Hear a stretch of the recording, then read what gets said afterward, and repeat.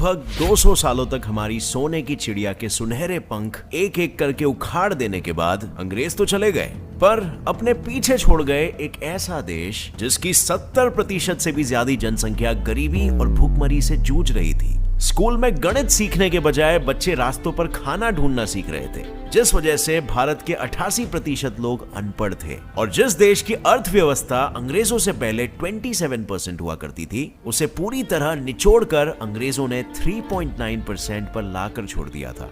आजादी तो मिल गई थी, पर उसकी कीमत इतनी ज्यादा थी कि उसे चुकाते चुकाते भारत को 70 सालों से भी ज्यादा समय लग चुका है। पर अपने इस काले दौर को पलटने का भारत ने ठान लिया था, और देखते ही देखते जिस देश को इंग्लैंड ने अपंग गरीबी में छोड़ दिया था, उसी देश ने 2019 में इंग्लैंड को इकोनॉमिक ग्रोथ यानी आर्थिक विकास की लिस्ट में पीछे छोड़ दिया। और जिसके बाद मानो भारत की रूख एकदम से बदल गई। जहां 70% आबादी गरीबी में जी रही थी, आज वहीं पर वो आबादी कम होकर 20% हो चुकी है। आज 77% भारतीय पढ़े लिखे हैं, जिस वजह से भारत पूरी दुनिया में इंग्लिश बोलने वाला दूसरा सबसे बड़ा देश है, और पहला है अमेरिका, जैसे आपको पता होगा। बट सोचो, हमने अंग्रेजों को उनकी ही भाषा बोलने में पीछे छोड़ दिया है। I live in desert. Oh, in the desert. Yeah, in plastic tent.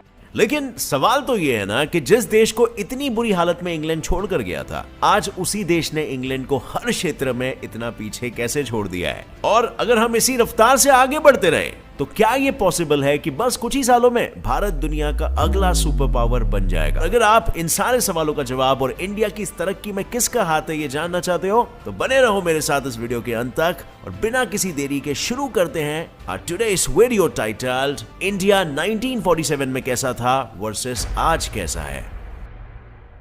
1947 का वो साल ना थोड़ा अजीब था, क्योंकि कुछ साल पहले ही जो लोग आजाद भारत चाहते थे, वही लोग अब दो मुल्कों के लिए नारे लगाने लगे थे। एक तरफ भारत के लोग आपस में लड़ रहे थे, और वहीं दूसरी तरफ वर्ल्ड वॉर 2 में लड़ने वाले अंग्रेजी सैनिकों को ब्रिटिशर्स भारत का सारा पैसा और अनाज भेज रहे थे, जिसके कारण आम लोगों को तो छोड़ो, अनाज बनाने वालों तक को अनाज का एक दाना नसीब नहीं होता था। वर्ल्ड वॉर 2 तो अंग्रेज जीत गए, पर भारत में होने वाले मसलों पर काबू ना पाने के कारण उन्होंने भारत को घाई घाई में 2 हिस्सों में बांट दिया, और फिर दोनों भी देशों को अपने ही हाल पर छोड़कर चले गए। अब बिना किसी सरकार या सेना के दो देशों के इस बंटवारे ने एक बहुत ही खूनी और खौफनाक रूप ले लिया था। एक देश से दूसरे देश में माइग्रेट करते वक्त लाखों लोग बेमौत मारे गए, और करोड़ों लोगों ने खुले आसमान को ही अपना छत मान लिया। और कई जिन्होंने खुले और आजाद आसमान में सांस लेने का ख्वाब देखा था, उन्हें तो पता भी नहीं था कि 14 और 15 अगस्त की इस काली रात को शायद वो अपनी आखिरी सांसें लेकर अलविदा होने वाले थे। उस काली रात के बाद भारत की गरीबी बद से बदतर होने लगी थी, जिसकी वजह से भारत के 70% आबादी के पास ना अनाज का एक दाना था और ना सर पर कोई छत। और उसी वजह से उस समय ज्यादातर लोग 32 साल की उम्र तक ही ज्यादा से ज्यादा जी पाते थे। I mean just imagine 32 years की एवरेज लाइफ एक्सपेक्टेंसी। इन सारे मंजरों को देख कई इतिहासकारों का यह भी कहना है कि शायद अंग्रेजों के राज में भी भारतीयों की इतनी बुरी अवस्था नहीं थी जितनी आजादी और बंटवारे के दौरान हुई है। जहां भारत इन सारी चीजों से जूझ रहा था, वहीं दुनिया भर के कई देश बड़ी तेज रफ्तार से इंडस्ट्रियलाइजेशन यानी उद्योगीकरण की ओर बढ़ रहे थे। लेकिन भारत में चाहकर भी ये उद्योगीकरण लाना मुश्किल था, क्योंकि उस समय 88% लोग अनपढ़ थे, और जो 12% लोग पढ़े लिखे थे, उन्हें भी अंग्रेजों ने सरकारी दफ्तरों में किसी बड़े पद पर नहीं बल्कि क्लर्क की नौकरियों पर रखा था। और इसीलिए अगर अंग्रेज नहीं आते तो शायद आज भारत उद्योगीकरण के तौर पर काफी आगे होता, क्योंकि अंग्रेज आने से पहले विश्व अर्थव्यवस्था में भारत का योगदान 27% था। यानी हमारी जीडीपी 17वीं सदी में 27% थी, जो 200 सालों के अंग्रेजी राज के बाद सिर्फ 3% हो गई। अंग्रेजों से पहले भारत की 20% जीडीपी के कंट्रीब्यूटर्स थे मसाले, चाय पत्ती, वुड, कॉटन, सिल्क, सोने चांदी, कारीगरी और डिजाइन किए हुए मार्बल्स, पत्थर और वुड की चीजें, इन सब का कारोबार, जो कि उस समय बहुत ही ज्यादा डिमांड में था। पर अपने राज में अंग्रेजों ने इन सारे इंडियन फैक्ट्रीज, कारखानाओं और कंपनीज को बंद कर दिया, और जो लोग अपनी फैक्ट्रीज को बंद नहीं करते, उन फैक्ट्रीज को आग लगाकर राख बना दिया जाता था। क्योंकि अंग्रेज भारत से सारे रॉ मटेरियल्स लेकर इंग्लैंड भेजते बेचते थे और वहीं पर उन्हीं मटेरियल से सामान बनकर भारत में ही 3 या 4 गुना ज्यादा दाम में बेचे जाते थे। और फिर अंग्रेजों के जाते ही भारत के इंडस्ट्रियल सेक्टर की अवस्था बहुत ही खराब हो गई थी, क्योंकि भारतीयों के पास फैक्ट्री या कंपनियां नहीं थी और लगभग 60% लोगों के पास कमाई का बस सिर्फ एक ही जरिया था और वो था फार्मिंग, यानी कि खेती बाड़ी। और खेती बाड़ी का ही देश की अर्थव्यवस्था में 54% योगदान हुआ करता था और इसी वजह से हमारी जीडीपी तभी 3.9% थी वर्ल्ड जीडीपी की। ये सारी समस्या तो थी ही, लेकिन इंडिया पाकिस्तान के बंटवारे के दौरान अंग्रेजों ने सारे राज्यों को भाषा या कल्चर को मद्देनजर रखते हुए नहीं बांटा था, जिसके कारण लोगों में और ज्यादा कलेश होने लगा था। जैसे कि मुंबई के लिए महाराष्ट्र और गुजरात के लोग दोनों झगड़ रहे थे, क्योंकि वहां मराठी और गुजराती दोनों बोलने वाले लोग रहते थे। और बस यही सब देखकर पूरी दुनिया का यह मानना था कि बस अपनी इसी विविधता और सही राजनीतिक प्रशासन ना होने के कारण भारत कभी आगे बढ़कर एक विकसित देश नहीं बन पाएगा। पर 1951 में हुए पहले लोकसभा के चुनाव के बाद दुनिया की यह मान्यता और भारत की स्थिति दोनों में कई बदलाव आने वाले थे। सबसे पहला बदलाव तो ये था कि जाति, धर्म, जेंडर के आधार पर भेदभाव किए बिना हर किसी को वोट करने का समान हक मिलेगा। और सदियों से इन सारी चीजों पर भेदभाव करते आने वाले देश में ये एक बहुत ही बड़ा और अहम कदम उठाया गया था। और फिर आजाद भारत के पहले प्रधानमंत्री के रूप में चुने जाने के बाद जवाहरलाल नेहरू ने हिंदू सिविल कोड का बिल पास किया, जिसके बाद सारी विधवा औरतों को अपनी पति की संपत्ति पर समान अधिकार मिला। और जवाहरलाल नेहरू की सोच हमेशा से यही रही थी कि भारत को वैज्ञानिक और तकनीकी क्षेत्रों में आगे बढ़ाना चाहिए और उनकी इसी सोच के कारण भारत में उद्योगीकरण की फिर एक बार जोरों शोरों से शुरुआत हुई, जिसकी वजह से भारत के अर्थव्यवस्था को बढ़ने के लिए और जगह मिली।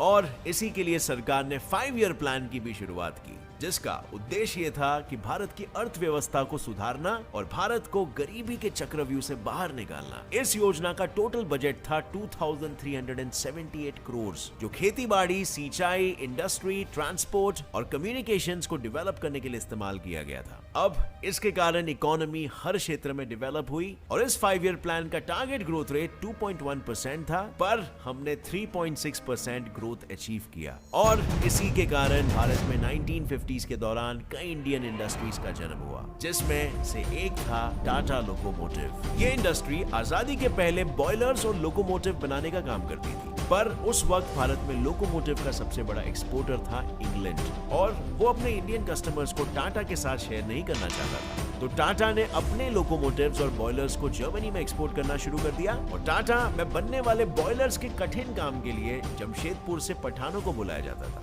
पर वही पठान तो बंटवारे के दौरान भारत छोड़कर भाग गए थे और बॉयलर्स मार्केट में लॉन्च ही नहीं हो पाए। लेकिन फिर दूसरे वर्कर्स को बॉयलर बनाने के लिए ट्रेन करने में काफी टाइम निकल जाता और ट्रेन करते वक्त पूरी फैक्ट्री बंद ही पड़ी रहती थी। पर फिर टाटा के दरवाजे पर किस्मत ने दी एक दस्तक, और वो दस्तक करने वाली थी जर्मनी की Daimler Benz company. Daimler Benz का बिजनेस पूरे जर्मनी में अच्छा खासा फैला हुआ था, पर उन्होंने कभी जर्मनी के बाहर अपने बिजनेस को एक्सटेंड नहीं किया था। और जब उन्होंने एक्सटेंड करने का सोचा तो वो चाहते थे कि उनकी शुरुआत टाटा से ही हो, क्योंकि जर्मनी में टाटा ऑलरेडी लोकोमोटिव का एक बहुत ही बड़ा एक्सपोर्टर बन चुका था। इसीलिए उन्होंने टाटा से पूछा कि क्या वो ट्रक्स बनाने में इंटरेस्टेड थे। और फिर बस क्या था, इसी एक दस्तक से टाटा मोटर्स की जोरदार शुरुआत हुई, जिसके बाद वो ना सिर्फ बॉयलर्स और लोकोमोटिव्स बनाते थे, बल्कि ट्रक्स, रोड रोलर्स, ट्रैक्टर्स, अर्थ इंजन्स वगैरह जैसे हेवी इंजीनियरिंग इक्विपमेंट्स भी बनाने लगे। और टाटा की इसी तरक्की ने गवर्नमेंट की इंडस्ट्रियल सेक्टर में डेवलपमेंट लाने की कोशिशों ने भारत में इंडस्ट्रियलाइजेशन का बीज बोया, जिसके कारण धीरे धीरे भारत में पॉवर्टी की भी रेट इंप्रूव होने लगी, जो 1947 में 70% से सीधा 2019 में 20% तक गिर गई। और इंडस्ट्रियलाइजेशन और गरीबी कम होने की वजह से हमारी जीडीपी भी 3.9% से लेकर 2021 में एक एस्टिमेटेड 9.5% तक पहुंच गई है। पर आजाद भारत को सिर्फ इकोनॉमिकल सेक्टर में ही डेवलपमेंट नहीं लाना था, बल्कि सोशली भी भारत के समाज को आगे बढ़ने की बहुत ज्यादा जरूरत थी। और सोशली आगे बढ़ने का पहला कदम है पढ़ाई, जिस वजह से सरकार ने भी संविधान के आर्टिकल 45 में एक डायरेक्टिव पॉलिसी डाली थी, जिसमें 6 से 14 साल की उम्र तक हर बच्चे को एजुकेशन मिलना कंपलसरी है। और इसी पॉलिसी को 2002 में सरकार ने एक फंडामेंटल राइट भी घोषित कर दिया, यानी भारत में 6 से 14 साल के हर बच्चे को एजुकेशन मिलना उसका एक मौलिक अधिकार है। इसके बाद भारत का भविष्य काफी उज्जवल नजर आने लगा था, क्योंकि 1947 में जहां भारत में सिर्फ 12% लोग पढ़े लिखे हुआ करते थे, आज वहीं पर 77% लोगों को पढ़ना लिखना आता था। और इतना पढ़ाई लिखाई करने की वजह से आज उनके पास खेती बाड़ी ही कमाई का एक अकेला जरिया नहीं, बल्कि वो आज अलग अलग क्षेत्रों में और अलग अलग देशों में भी काम करने जा पाते हैं। और वैसे ही एक क्षेत्र है मेडिकल का, जहां इतने बच्चे पढ़ाई के लिए आते हैं कि 74 इयर्स में डॉक्टर्स की संख्या 35,000 से सीधा 8 लाख से भी ज्यादा हो गई है। और इस वजह से आज मेडिकल के क्षेत्र में भारत भी अलग अलग खोजें और रिसर्चेस करके तरक्की हासिल कर रहा है। और इन्हीं खोजें और तरक्कियों के कारण जो 1947 में लोगों की औसत उम्र 32 साल हुआ करती थी ना, वो आज 69 इयर्स हो चुकी है, यानी डबल से भी ज्यादा। अब अगर आप देखोगे तो ये सारी चीजें बिल्कुल एक चेन रिएक्शन की तरह लगती है, यानी एक क्षेत्र में होने वाले डेवलपमेंट के कारण दूसरे क्षेत्र में भी डेवलपमेंट आता है। और इसीलिए तो जिस देश को पूरी तरह कंगाल करके इंग्लैंड चला गया था, उसी देश ने 2019 में आर्थिक विकास में इंग्लैंड को भी पीछे छोड़ दिया। पर अनफॉर्चुनेटली साल 2020 में कोविड-19 पैंडेमिक ने बाकी देशों के मुकाबले भारत का ज्यादा नुकसान किया, और इसीलिए 2019 में इंग्लैंड को पीछे छोड़कर हम 5th नंबर पर थे, पर 2020 में हम उनसे पीछे 6th पर आ गए। पर अच्छी बात तो यह है कि रिपोर्ट्स के अनुसार भारत को फिर से 5th पोजीशन पर आने के लिए बस 4 ही साल लगेंगे, और तो और 2030 तक भारत 3rd पोजीशन पर होगा। अब फ्रेंड्स, अगर देखा जाए तो इंडिया इतनी सारी तरक्की आजादी के बस 74 इयर्स में ही कर चुका है। I mean, खुद ही देख लो, हमारी जीडीपी 1950 में 2,939 बिलियन रुपीस से आज सीधा 1,40,776 बिलियन रुपीस हो चुकी है। और इन सारी चीजों के पीछे किसी एक चीज या इंसान का हाथ नहीं है, बल्कि इस तरक्की का कारण है कि हमने लगातार हर क्षेत्र में डेवलपमेंट लाने की कोशिश की, हमेशा पुश करते गए, दिन ब दिन नई ऊंचाइयों को छूते गए, एक साथ मिलकर। और शायद इसीलिए 1998 में अपनी किताब India 2020 a vision for the new millennium में एपीजे अब्दुल कलाम जी ने कहा था कि अगले 2 दशकों में इंडिया वर्ल्ड का अगला सुपर पावर बनेगा। और सिर्फ एपीजे अब्दुल कलाम ही नहीं, पूरी दुनिया के इंडिया से यही एक्सपेक्टेशंस है। पर फिर अचानक से The breaking news is about the confirmed coronavirus. और इस समय एक बड़ी खबर आ रही है, और बड़ी खबर यह है कि केरल में कोरोना वायरस का पहला पॉजिटिव केस सामने आया है। 2020 एक काला बादल की तरह इंडिया की किस्मत और तरक्की के रास्तों पर बरसने लगा। पूरे देश में आज रात 12 बजे से संपूर्ण लॉकडाउन होने जा रहा है। और मार्च 2020 में अचानक पूरे देश को लॉकडाउन में डाल दिया गया। और इसी स्ट्रिक्ट लॉकडाउन के कारण इंडिया की इकोनॉमी बाकी किसी देश की इकोनॉमी से ज्यादा गिरी। अप्रैल और जून के दौरान इंडिया की जीडीपी 23.9% से गिर गई, और इंटरनेशनल मॉनेटरी फंड के हिसाब से 2020 के एंड तक जीडीपी और 10.3% गिर गई। और ये सेटबैक इतना गंभीर है कि इससे बाहर निकलने के लिए कोविड के बाद इंडिया को कई सदियां लग जाएगी। पर अगर हम चाहते हैं कि हमारी इकोनॉमी इस ग्राफ में जैसे दिखाया गया है वैसे बढ़े, तो हम इंडियंस और क्या कर सकते हैं? Let us know in the comment section below, friends.